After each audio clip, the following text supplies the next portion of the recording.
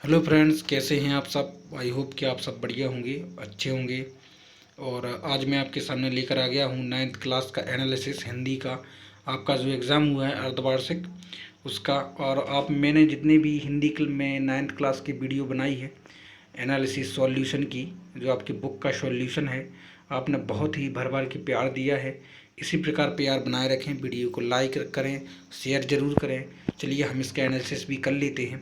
आने वाली वीडियो में आपको और इससे अच्छी जो है क्वालिटी का और अच्छा मटेरियल मिलेगा, जिससे आपका जो है ज्ञान बढ़े।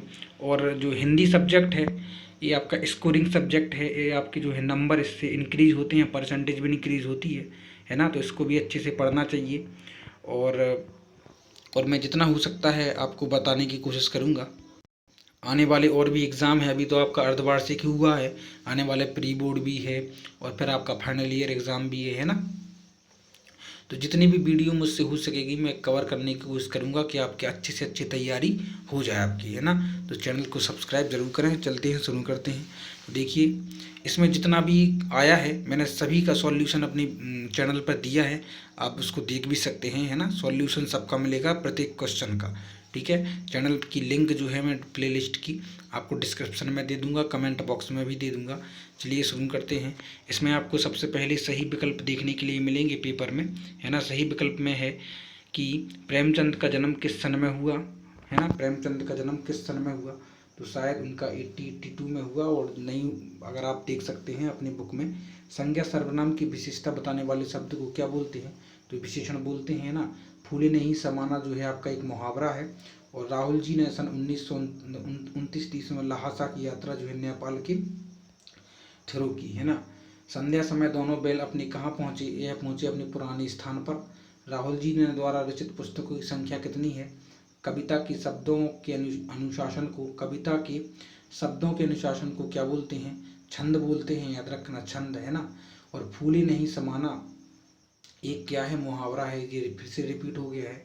सत्य सत्य की पहचान करनी है आपको, तो किसी एक वर्ण की आवृत्ति होने पर यमक अलंकार होता है, यह बिल्कुल गलत है ना। यह क्या है, गलत है, क्योंकि एक वर्ण की आवृत्ति होने पर क्या होता है, अनुप्रास अलंकार होता है।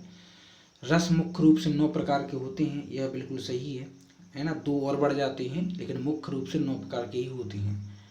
और इसमें क्या है, ललित छद कवित्री ने आत्मज्ञान को ही सच्चा ज्ञान माना है, तो ललित छद कवित्री शायद मिसप्रिंट हो गया है जी। काव्य की शोभा बढ़ाने वाले को रस कहते हैं, तो काव्य भी शोभा बढ़ाने वाले को रस नहीं बोलते, अलंकार बोलते हैं ना। तो ये आपका गलत है। अब आपको देखने के लिए मिलेगी इसमें सही जोड़ियाँ। तो सही जोड़ी में कश्मीरी कवि जो हैं इसमें आप मिला सकते हैं ललित छद, है ना। शब्दों के पूर्व लगने वाला क्या होता है, उपसर्ग होता है। कबीर की रचना, है ना, कबीर ग्रंथावली। और गधे में गुणों की पराकाष्ठा ऋषि मुनियों सी है ना। ये आपको पहले चैप्टर पे ही मिल जाएगा, है ना। अब चलते हैं हम अगला है। देखिए, एक शब्द में उत्तर देना है, 4 नंबर का प्रश्न था ये। तो निपात किसे कहते हैं, निपात शब्द। तो निपात आपको पता है वह बोलते हैं जहाँ पर ही आता है, जैसे खाते ही, है ना, खाते ही, जाते ही वाला आता है, शायद पहले लेसन में ही है।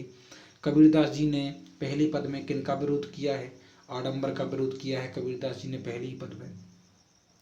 लाख किसे कहते हैं, लाख किसे कहते हैं, तो लाख ये शायद मिसप्रिंट हो गया है।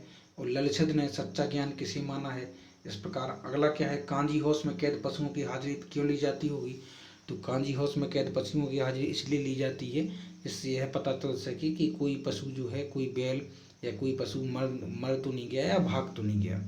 अगला है, हीरा मोती को मालकिन ने आकर उनके माथे को क्यों चूम लिया, अथवा गया कौन था, हीरा मोती को अपने घर क्यों ले गया था। तो गया जो है, जो किसान का जो मालिक था पुराना, उसका साला था, कौन था, है ना, वो अपने घर इसलिए ले गया था क्योंकि जो है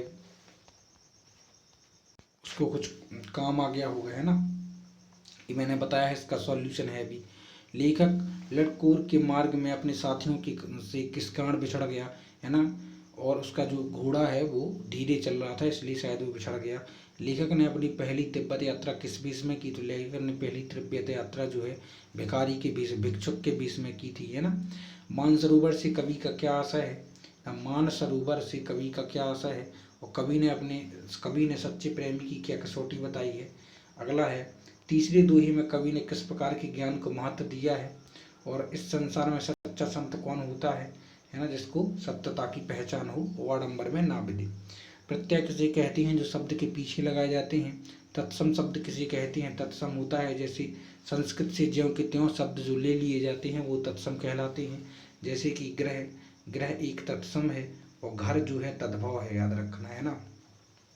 अगला है रचना के आधार पर वाक्य के भेद बताइए, और क्रिया की परिभाषा सहित उदाहरण सहित दीजिए। तो क्रिया क्या होती है, जो कर्ता जो काम करता है उसे क्रिया कहती है, जैसे चलना, खाना, सोना।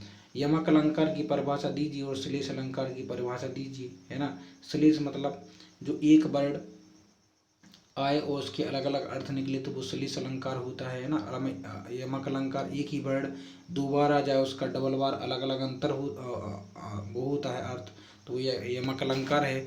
मुहावरे की परिभाषा सहित उत्तर दीजिए, और लोकोक्ति की परिभाषा सहित उत्तर दीजिए। अगला है निम्न शब्दों को वाक्य में प्रयोग कीजिए। काकी, हलवा, व्यंजन, कचौड़ी, है ना। या फिर अपनी पसंद की कविता की 4 पंक्तियां भी बताइए, है ना। उपमा अलंकार की परिभाषा दीजिए उदाहरण सहित, और उत्प्रेक्षा की परिभाषा दीजिए, है ना। उत्प्रेक्षा अलंकार वह होता है जहाँ पर जनु जानो मनु मानो से शब्दों का उपयोग किया जाता है। मुंशी प्रेमचंद जी की साहित्यिक परिचय निम्न बिंदुओं के आधार पर कीजिए कि उनकी 2 रचनाएं बताना है, भाषा शैली बताना है, और साहित्य में उनका क्या स्थान है यह भी बताना है, ठीक है। या फिर मुंशी प्रेमचंद की, या फिर अथवा में दिया गया है कि लहासा की ओर वृत्तांत की पाठ सारांश अपने शब्दों में लिखिए। इधर देखिए, ये जो है आपको पाठ से ही एक वो दे दिया गया है आपको गद्यांश, अथवा में एक और दिया गया है ना। इसका प्रसंग सहित व्याख्या करना है। और अगला है कबीरदास जी के काव्य परिचय निम्न बिंदुओं पर दीजिए, अथवा बाक पाठ का सारांश अपने शब्दों में लिखना है आपको। ये सब जितना भी सॉल्यूशन है आपको प्ले लिस्ट में मिल जाएगा, आप बिल्कुल घबराने की जरूरत नहीं है। कबीरदास जी का काव्य परिचय निम्न बिंदुओं के आधार पर दीजिए, ये तो हो गया है। पद्यांश भी उन्हें देखिए दे दिए गए हैं, पद्यांश भी दिया है, उनका भाव स्पष्ट करना है ना। पद्यांश भी दिया है, भाव स्पष्ट करना है। निम्नलिखित में से किसी एक विषय पर रूपरेखा बतानी है। अगला है ये आपको गद्यांश दे दिया गया है, उसके 3 प्रश्न हैं, एक प्रश्न का उत्तर देना है, आप आराम से दे सकते हैं, कोई दिक्कत नहीं है इधर, है ना। और अगला है कि पत्र दिया गया है, पत्र 2 पर है, जिसमें जी दिया गया है वही आपके फाइनल में भी आ सकता है, जिसको अच्छे से कवर करके जाएं। अपने प्राचार्य को 3 दिन का अवकाश हेतु आवेदन पत्र लिखिए, या अपने मित्र को जन्मदिन की बधाई देते हुए आवेदन पत्र लिखें।